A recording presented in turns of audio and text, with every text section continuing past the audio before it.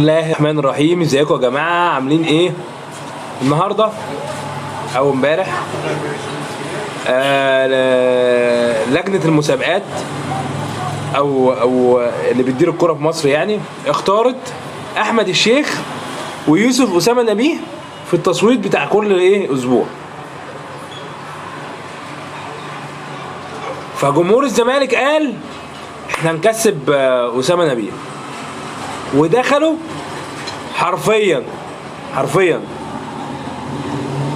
اكتسحوا التصويت لدرجة ان التصويت بتاعهم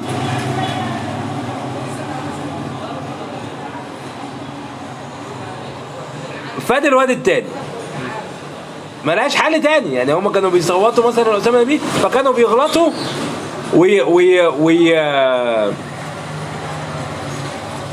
ويصوتوا للواد التاني.